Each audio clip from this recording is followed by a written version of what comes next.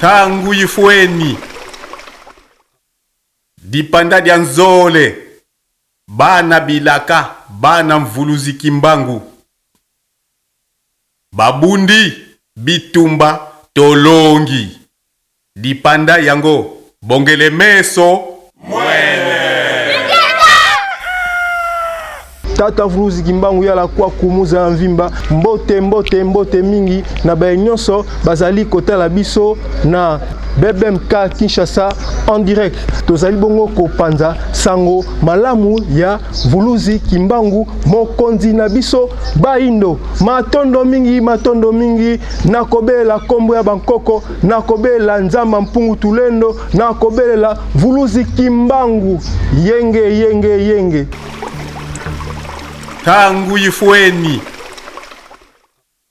dipanda dia Nzole, bana Bilaka, bana Mvuluzi Kimbangu, babundi bitumba tolongi, dipanda yango bongele meso mwene. Sango ya malamu na kati ya mokili, sango ya malamu, sango ya bankoko, sango ya malamu, sango ya Mvuluzi Kimbangu. Olinga te mupepe ya bakoko, mupepe ya nzamba mpungu tulendo, mupepe ya Mvuluzi Kimbangu, ezali Bilaka ya Mvuluzi Kimbangu, ezali kokokisama. Le 17 août 1922, les prêtres du diocèse de Kisantu se rendirent à la prison d'Élisabethville pour écouter le prophète Kimbangu et sa mission. Le prophète Kimbangu dit: le Congo obtiendra sa première et sa deuxième indépendance, parce qu'il en est ainsi, c'est une promesse et la volonté de Dieu. Le roi des Belges sera emprisonné, mais il sortira de prison par la force de Dieu. Cette première indépendance sera obtenue par la force de Dieu. L'homme noir va chasser l'homme blanc de sa terre. Beaucoup des miracles se produiront. Les blancs seront terrifiés suite à la demande de la première indépendance. Il y aura beaucoup d'obstacles. Mais ceux qui auront été choisis pour cette mission vaincront absolument, parce qu'ils auront avec eux la force de Dieu, conformément à son plan divin. Un fils Congo sera le leader de cette première indépendance et portera dans son cœur la marque de l'Esprit Saint. Il sera choisi par Dieu Tout-Puissant pour être le guide du combat, parce que l'ennemi s'introduira parmi ses différents responsables. C'est pour cela que le pouvoir sera pris par un étranger, un de ceux qui sont venus d'ailleurs. Son règne sera aussi celui des étrangers, ceux qui étaient déjà venus au Congo. Ce chef va se désintéresser de Bakongo. Il sera très orgueilleux et autoritaire, et incarnera un pouvoir cruel et féroce à l'image du lion. Il rognera pendant plusieurs années, en changeant beaucoup des gouvernements et les choses. Et même le nom du pays Congo, il le changera. Il ne voudra pas quitter le fauteuil du pouvoir, mais sa fin sera une fin des malheurs, de tristesse et de honte. Le Congo sera complètement détruit. Il y aura des malheurs. La population se lamenteront auprès de Dieu. Les guerres reviendront. Mais ce chef persistera pour rester coûte que coûte au pouvoir. Les richesses du pays seront accaparées par des étrangers et s'amuseront avec l'argent du Congo comme ils le voudront. Les salaires des fonctionnaires seront payés très difficilement. Il y aura beaucoup des vols et de détournements massifs des deniers publics. Les routes et les entreprises seront détruites et en même temps, il y aura une désorganisation totale du pays. L'argent aussi perdra toute sa valeur. Mais par la force de Dieu, la population mangera encore un peu de manière convenable. Mes paroles ne passeront pas sans que ces choses ne se réalisent. Moi, je serai emmené dans un pays très lointain, mais je reviendrai au Congo. Les Blancs me chercheront la mort, mais ne réussiront pas. C'est pourquoi vous devez servir Nzambi Ampungu, Dieu Tout-Puissant, réellement, et abandonner les comportements obscurs. Beaucoup vont utiliser mon nom Kimbangu dans la vérité et dans le mensonge. Mais vous les reconnaîtrez par les actes de leur comportement. La séparation avec les étrangers sera vraiment très difficile. Ceux qui ont été choisis pour cette mission vont à tout prix gagner, mais en vérité avec beaucoup de souffrance. Un leader émergera lors de cette séparation pour conduire ces événements, mais peu seulement l'écouteront et le suivront. Ce début seront très difficiles avec beaucoup de problèmes. Il subira les prisons, mais il l'emportera de manière absolue par la volonté et la force de Dieu. C'est lui qui établira un gouvernement qui donnera des signes forts pour la revendication de la deuxième indépendance. bonheur et louange à ceux qui s'attacheront à lui. Des étrangers nomades se lieront d'amitié avec certains Congolais traîtres pour rester pour toujours dans ce pays. Mais rien à faire, ils ne pourront pas réussir parce qu'il en est ainsi. Malheur vraiment à tout enfant du Congo traître qui fera obstacle à cette voie, car il sera puni pour son comportement. C'est pourquoi persévérez à prier Dieu sérieusement, parce que le temps viendra où la volonté de servir le pays habitera les élus de cette promesse, ceux qui ont été choisis par la volonté divine. Ceux qui sont venus de l'étranger seront chassés par la force, les autres mourront, car ils abandonneront tous leurs avoirs. Sachez-le bien, car c'est la vérité. Le départ des Blancs du Congo lors de la première indépendance se passera vraiment mieux, mais pas celui des étrangers. Quand ces désordres prendront fin, les élus de la promesse construiront le pays de la bonne façon après avoir établi un bon gouvernement qui amènera la paix au Congo. Nako belela, kombo ya Bangkoko. Nako belela, Nzamba mpungu tulendo. Nako belela, fumu kimbangu. Kibonzambe na biso oyo ezali kobeba na nzela ya mundele. Poete lelo eza témoignage na ngai. Koya na ngai na nzela na kutili ngomba ya bapaya ya bamindele. Bazoloba makambo kimbangu oyo aloba. C'était mutu oyo batosambelaka kufa. Yesu nde azabo moi. Kasi ngai na kukumisa na koma papa Simon Kimbangu ete azali molimo santo na kati na Kongo. Pe na kati ya mokili mobimba. Soki tolingi kolanda ye te nde tokomona mokili ndenge kobeba. Pe kobeba tozomona yango bilaka. Lokolo ya lobaka yango. Lokolo tozosalela yango te. Nde yango pe tozomona yango boye. Basi mibali. Tozotelengana na balabala. Pona kozanga boyebi ya liloba ya Kimbangu aloba na mokili oyo. Soki nga na lati na kingo bo eza pona fierté. Eza pona botosi ya maloba na ye. Na tosa koleka ya maloba na ye. Mundele nde azokosa biso. Akosi biso mangombe yebele. Mangombe yebele bakoma ko finga pe ye. Bo mutu bazo finga. Est-ce que ko sala loko moko boye na Congo oyo bato basepela. Bo finga ngana bino ye kizengi zoba moyibi ndoki akufa kutu. Est-ce que mutu wana ko sala bolamu. Soki yo ndimeli yete. Bon, balobi pe biso bato ndimeli ya sala ka biso ni. Mais ya Nzambe. Nzambe sa ko sala kala mutu moko. Il faut moko ezala. Boza kati na biso. Mais ngana zaka ngamoko. Iya ko yoko ngandenge ni. Ya solo papa yemoko Nzamba mpungu tulendo tokweyaki na study spiritualité. Tokweyaki na politique ayiko sibi. Mende bonzambe biso tozongisaki. Nde to kimisaki. Yango tokomi ndenge wana. Mais soki penza bango bamindele biso ndenge batei ya Biblia bazali balobi Adamu na Eva koko na biso. Mais soko tali na Adamu na Eva le basanganaki babotaki nani kaye Abel azaki mundele titi tolandi bakotaki na bwatu moyindo moko asaki na kati verkis kia mwanga na loba abiyemba nzembo poso moyindo auta wapi nazo zongisa na kutuna nani ya solo mokili ebandi na Congo awa Congo dia kati yao na est ndenge na vision tata Kimbangu alakisa kingani na est na ngomba ya Nirangongo mais Nirakongo akorija kingani eza Nirangongo te ezali Nirakongo ya ngolo bake ya Nzambe a partir à Dieu apesi kombo ya bana o ye moko asalaki po Nzambe asalaki na azwaki mabele akeli mutu asali ikela muwana na nguya na ye alobaki ke tosala mutu na lolenge na biso azalaki ye moko te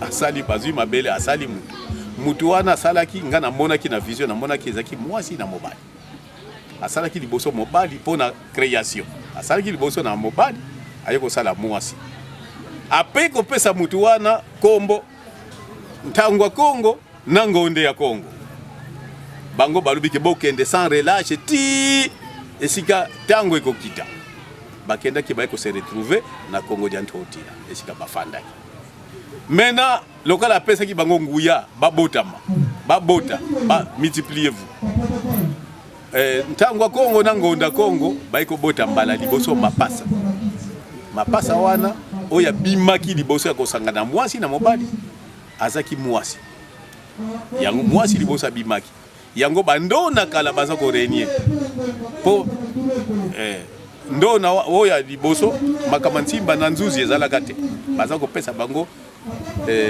kombo ya senso c'est-à-dire oyo ya bilaka babengaki ye pelekete ndona pelekete ya liboso bimaki ti pelekete yango na ezengolo ba chiffre 2 et puis mobali ayiko bima pakundundu 5 chiffre 5 2 na 5 soko sangisi 2 na 5 tozongi na étoile ya papa Kimbangu po papa Kimbangu azana 7 étoiles code na yezali 7 étoiles étoile oyo ya tata Kimbangu yango pe bazoko utiliser na mokili oyo ya satanique sikoyo na tango oyo tokomi ya bozongi na bonzambe na biso ya deuxième indépendance obike les Nations Unies ba kokisi 77e sommet boyebi yango 77e sommet 77e donc 7 chiffre 7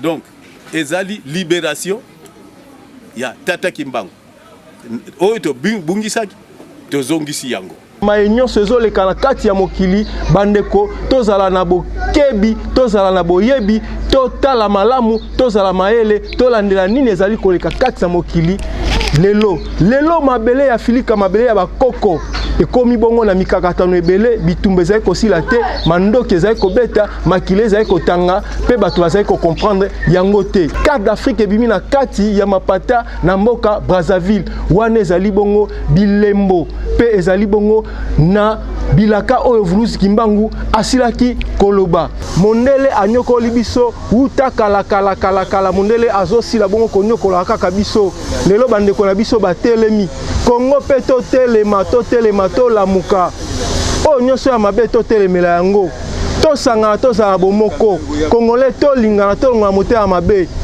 tosangana tosala kintu adi nde yango Vulusi Kimbangu akozala na biso elongo soki tosangani te soki toyokani te tokobunda ndenge nini botala ndenge mokili ningani botala o nyonso ezali koleka kata mokili ezali bongo kolakisa nini ezali bongo bilembo.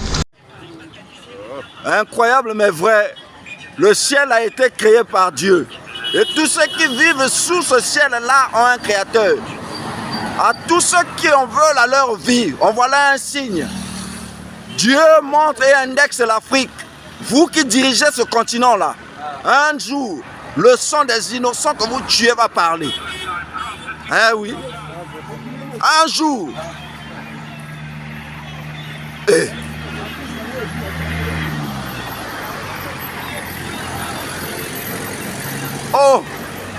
Oh là là, c'est merveilleux ça. Oh. Le continent africain venait bien blessé. Oui, mais c'est le berceau de l'humanité. Hein? Les rois du monde se sont ligués contre l'Afrique. Mais l'Éternel parlera. Un jour, la voix de Dieu se fera entendre. Bande konabiso baindo tozala maele tosambela nzambe ya bankoko bolanda na bokebi ndenge misale ya banzambe ya bapaya o bayela biso ndenge nini ezali kosala. Oubliez un peu la bière. Bosala no mwa masanga. Bosala no mwa masanga. Bosala mwa kindumba ndambu. Bosala mwa kimoyibi ndambu. Bosala kishege. Bosala kolanda batu. Mais tout ça l'introspection. To uti wapi tozo kende wapi. Wa journaliste. Okende tamboka Sénégal. D'un côté na église moko ngas ko na yebi yo. Na yebi pasteur wana. Yo yebi te kinga na yebi pasteur wana. Na côté li pasteur wana bureau. batekele disque garçon moko aza na kati église comme on est Pichen Papi Mboma asalaka na B1 a journaliste talaboy auto somba kara sika na Kinshasa abali sikoyo na minute oyo aza boy aokende États-Unis na ibi cop no tout yo kamwa kaka pasteur donc expliquer déjà pasteur disque ko baké na pasteur baké expliquer vie na yo sans yo yeba bapesi même na numéro téléphone na yo pasteur ko banda na yebi mutu moko utene de RDC na zo kaloko mo RDC ezali aho mutu moko uti RDC ali aho numéro na ye 009 98 abando loba otali boy bimi numéro na yo Pichen mutu ayebi yo te abeti numéro bimi ya yo abi komo na ye ekobanda na mboma to mbo tango ka pape yo telemoka alléluia oh ogangi eza prise eza bongo prise alléluia boko église nyoso pe etelemi bamoni ngo miracle yo komo ya liboso alléluia papa na yebi yo te si tokutana te Dieu te connaît d'ailleurs kundo ozali ya ozo kende États-Unis dans des semaines okuei ndengo zana utosomba Ferrari asika okuei wala ne makiona oubliez un peu la bière bosala no mwa masanga bosala mwa kindumba ndambu bosala mwa kimoyibi ndambu bosala kishege bosala kolanda batu mais to ça l'introspection to uti wapi tozo kende wapi natambuli na weekend nakutani na koko abisinga dossier bakoko ambongo guerre nae contre Félix Tshisekedi eza ya boye na exploitation ya pétrole ya Mwanda là où exploite Perenco il y a un accord que Saint-Siège à Signaka na atindaka Monseigneur Mosengo cardinal pour signer un profit à Saint-Siège et l'argent qui entre dans l'église catholique par an c'est à peu près 60 millions de dollars. Accord Ouane Vandi, tant que le président a côté, en fouillant le dossier, il trouve un accord, 60 millions de dollars qui vient de Perenco et qui n'a qu'à l'église catholique pour un accord et à Saint-Siège pour l'exploitation, il y a pétrole. Mokonzi a discuté, a démarré à Rome. A qui a coutani na pape? Tout ni pape sur le dossier, bah bengi secrétaire général, il y a Vatican. Ba fouilla na banal nyonso na ba registre accord wana document exact. Le pape dit au président de la République, nous ne connaissons pas ce dossier, rentre cet argent et servir Mboka. 60 millions. Papa, qu'est-ce que vous... C'est vous dites, c'est par respect, parce que moi, je me dis, je cardinal pour Annie. Ambongo abanda kolia mboka ka 60 millions. Na koinae pour Annie. Tant que vous va vérifier et l'État a zonga qui enquêter na Mwanda. Va convoquer Awana Senko pour cette explication. On trouve que cet accord n'a été que le frappe. Il y a Mosengo. On va falsifier les documents au nom il y a Vatican. Vatican n'est pas dans les dossiers et 60 millions sortent dans l'accord d'exploitation. Il y a pétrole. Et na bloc moko pétrolier, c'est là qui basa lango na sud Obangi. L'État a bloqué cet argent et cet argent ne continue plus à sortir. Et comme nous posons à la caisse des trésors, guerre ya mbongo angwana 60 millions. Tu ne connais pas beaucoup d'accords que ceux qui dirigent l'église catholique ici bénéficient derrière l'État dans les accords. Ce sont des businessmen. Avec quel argent ils font tout ce qu'il faut au bazar à Baïkol? Oui, ils construisent avec quel argent? Nabadoua ba philanthrope? Non. Ouvrons les yeux. Est-ce qu'ils peuvent dire ça aux gens? S'ils ont les réponses, que Chol vienne répondre de ça, pour Ngaï, Natambo la Karanga Butu. Et Bakoko Bagaya na Iner, na Koyeba. Au Gangi, na Ena Badocument. Et Ali, na Ena Badocument, tout tandi, pour yo Kambongo, on peut expliquer Bandoli yango na content, Vatika et bien gote. Nan lo bagar na munoko akuto, ma pe mtoso comment na koyoka. Tolingi bongo te batatara bako sala mokonzi nzambe te. Congo ezali mboka ya bilaka. Congolais telema po ete soki Congolais a telemi Afrika pe etelemi. Ndeko na ngai Congolais telema. okotelema na nini? Telema na bonzambe na yo, pe telema na bonkoko na yo, pe telema na culture na yo. Nazo koloba na ba pasteur, ba kambia bangomba, ba panzi sango, l'église à réveil, l'église union surtout, boye baka, bino batei, que Israël, Bible, bozotanga, bozwaka modèle ya Israël. Israël, à l'état qui peine à makambo, oyo biso ba Congolais tozo koleka, oyo Congo azoko traverser. Mais bana Israël, babundaki, pona mabele na bango, tileloyo. Nzamba pesi biso, nyonso, poto bundela. Vraiment, ba pasteur, bozala na makanisi, bozonga penza sima, bosala examen ya conscience, bote ya libération.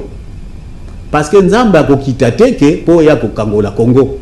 Non, Israël bazoko bundati leloyo pona mabele na ba. Le président de la Commission de l'Union africaine Moussa Faki vient de signer l'arrêt de mort de l'Union africaine en autorisant les marionnettes de la CEDEAO et à leurs mercenaires français d'envahir le Niger sous prétexte de rétablir un soi-disant ordre constitutionnel qui, pourtant nous le savons tous bien, il s'agit d'un coup désespéré de Paris en vue de garder la main mise sur les ressources du Niger.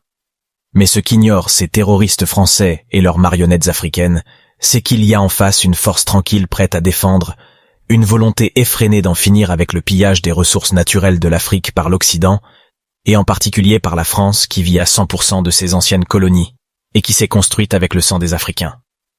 En face, la France aura affaire à toute l'Afrique libre et consciente. Les dirigeants de l'Union africaine ne reflètent en rien la volonté ni l'aspiration des populations africaines. D'ailleurs, c'est pas surprenant puisque cette institution africaine est financée par les étrangers, ceux qui expliquent leur dévouement à leur maître, à qui ils rendent compte. Dans ce cas, voici ce qui va se passer. Les pays libres défendront le Niger, ensuite toutes les marionnettes seront chassées commençant par le Sénégal. La Côte d'Ivoire, puis les autres suivront, et les dignes fils de l'Afrique vont mettre en place des vraies institutions au service de sa population. La France, quant à elle, ira faire un tour à la préhistoire. Que vive le peuple du Niger, mes frères, vous n'êtes pas seuls, toute l'Afrique est avec vous.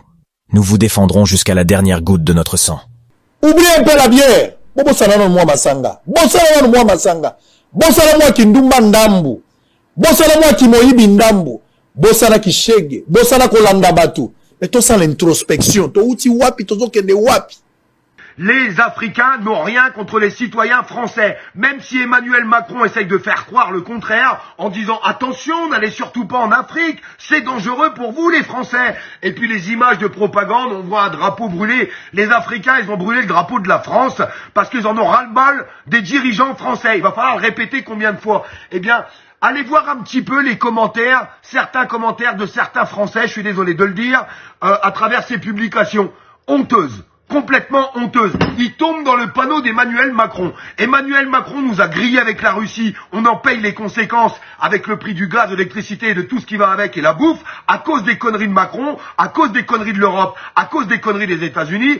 Et maintenant, il est en train de nous griller avec l'Afrique. Je vais le répéter une dernière fois. Les Africains, ça fait plus de 60 ans qu'ils se font dépouiller. Aujourd'hui, ils veulent être libres de tout leur agissement et ils veulent faire du commerce équitable. Eh bien, si la Russie et que M. Poutine a décidé de faire du commerce équitable avec l'Afrique, eh ben que bien se fasse. En attendant, c'est pas Emmanuel Macron qui a offert des milliers de tonnes de grains, de blé pour l'Afrique. Non, absolument pas. Donc, Macron, ta connerie, tu la gardes tout seul. On va payer tes conséquences avec l'Afrique parce que bien sûr qu'on va le payer. Ne vous inquiétez pas les amis. Vous avez déjà vu le gasoil qui est en train de repartir en hausse et l'alimentation qui va exploser. Je vous parle même pas de l'électricité et de tout ce qui va avec. Parce que Macron, il se fâche avec tout le monde. Macron, il se fâche avec tous les gens qui veulent pas rentrer dans le nouvel ordre mondial. Voilà la vérité. Alors bravo aux Africains. Continuez comme ça les Africains.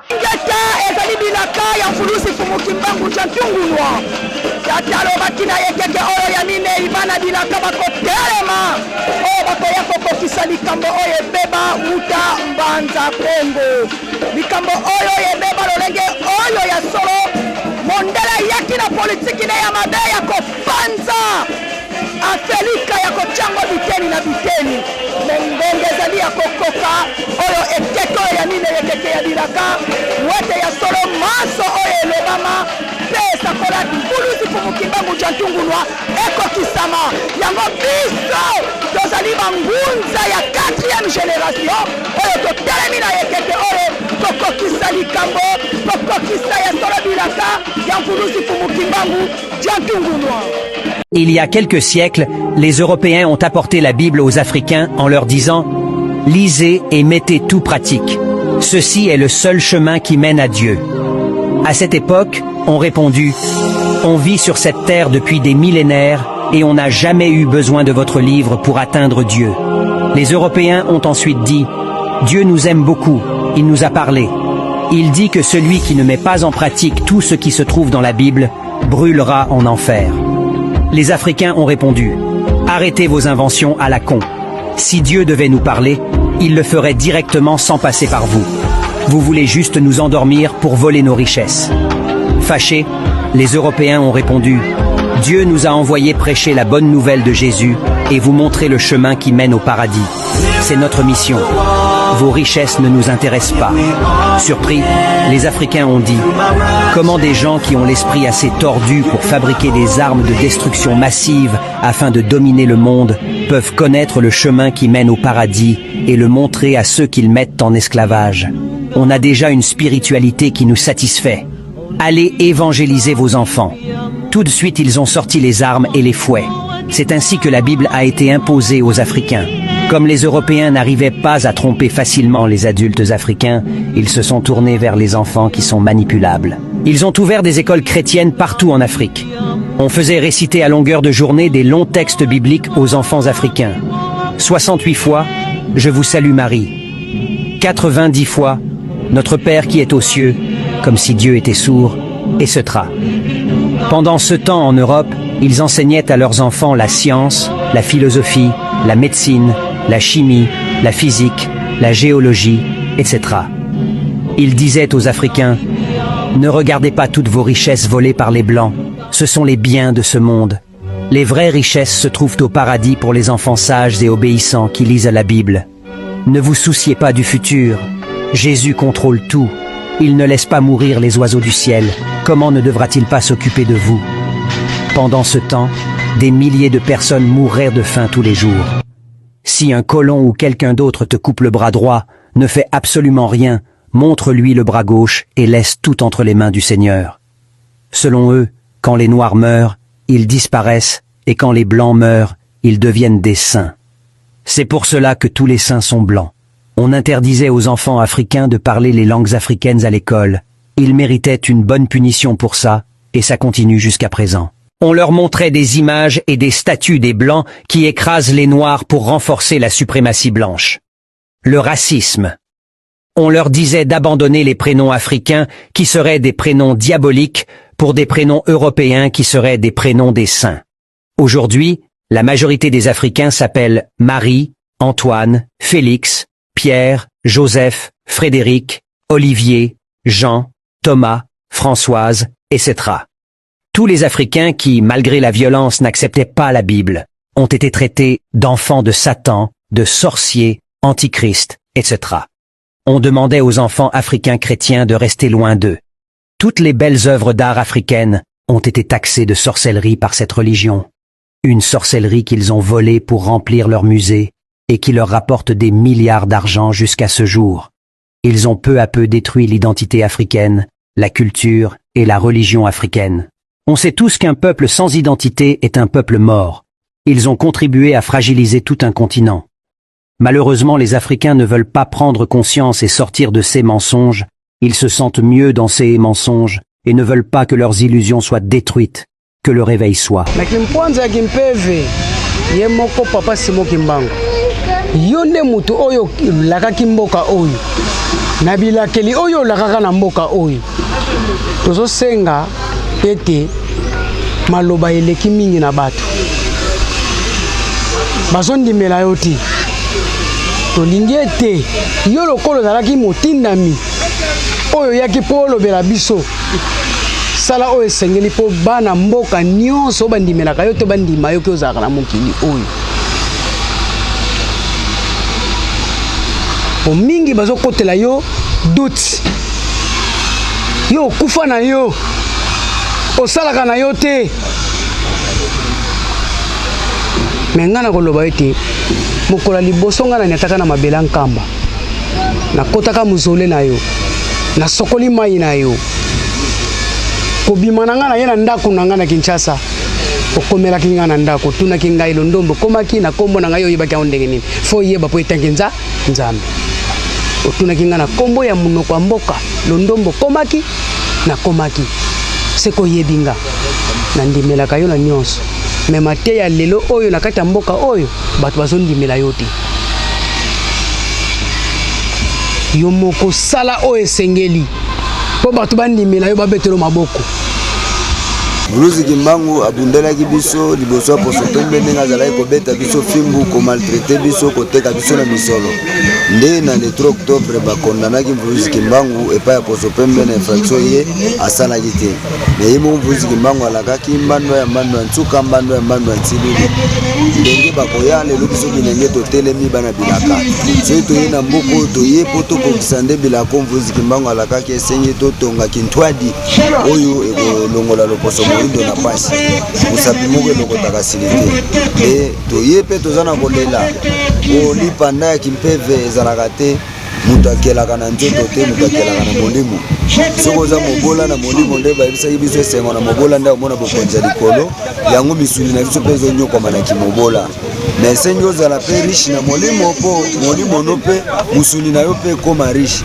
soki na molimo oza pauvre musuni mpe kozala pauvre nde toye kobundela sikoyo molimo mpo tobundela molimo tozwa bonsomi wana esengi tozwa bonsomi ya molimo yo moyindo etango oza africain oyemi yebake mokeli na yo azali oyo akelaki yo oyo atya likolo mabele na yo mokoma moyumbu batekao na mbongo miyebaka te nde omoni ntina tosangani boye mpona kozongisa bandeko na biso bayindo na histoire oyo ekima ye azonga yebake te baposo pembe bamaltretaki biso na batamoko boye bakanga ye baprofete na biso banyokola ye bango babomaki batumbaki bakataki mitu basalaki nyonso ya mabe epai na bango yango moni biso ntango tobosani baprofete na biso bakoko na biso lelo mboka na biso totambola malamu tomoni bangonza tolakamaki esengi biso totelema po tobikisa mokili na biso nde tokonyata baplace oyo balitambe ya bakoko na biso elekaki mboka omoni tozali eza mboka bilaka mpo Bruce Kimbangu azalaki awa ntango Bruce Kimbangu ayaki awa na 1921 asengaki mai ya komela me mai ezalaki te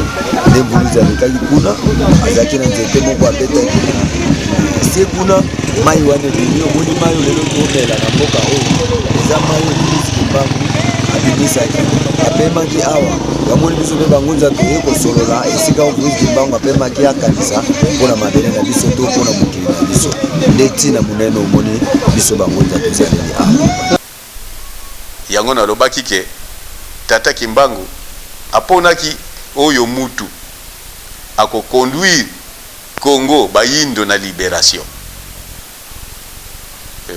tozali totelemi te nde tozosala tozokobongisa po 2019 elekaki me bapesi biso grâce moko te akofoli biso nyonso bato nyonso tu oyo baza koloba bafandi me biso bana bilaka tozokende kaka tout droit au but nzambe asunga biso oyo nalobaki mikolo elekaki ke tata Kimbangu alobaki ke soki tosali boye nde elonga na ye bitumba oyo ya biso ekozala su ya biso te ekozala ye moko likambo wana bana bilaka bayebi yango ngai nakozongela ngo na mikro te matondo colonisation ya mindele ezali kolanda biso kino ntango ya lelo yango wana esengeli tozwa bongo indépendance spirituelle oyo bongo Bruce Kimbangu alobaki tokozwa lipanda ya mibale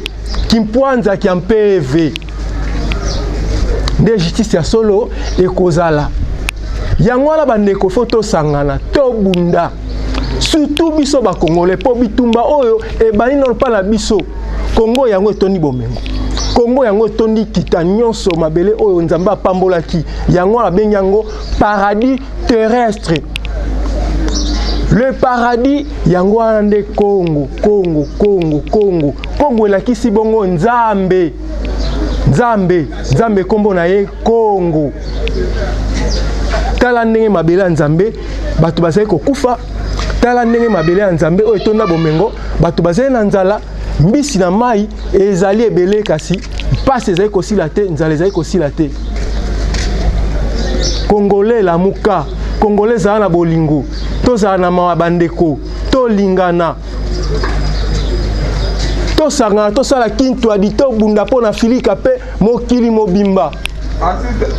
Matondo mingi ezalaki bongo ndeko na bino ngai kokonzwa obemba oyo nazali bongo mopanzi sango ya bana bilaka ya Vulusi Kimbangu. Yenge Kuzulu, Yenge Vantoto, Tata Vulusi Kimbangu, Yala Kwaku, Tata Vulusi Kimbangu, Yala Kwaku, Mfumu eto Vulusi Kimbangu, Yala Kwaku, Muza ya Mvimba. Tangu Ifueni, Dipanda dia Nzole, bana bilaka, bana Vulusi Kimbangu. Babundi, Bitumba, Tolongi. Dipanda yango, bongele meso,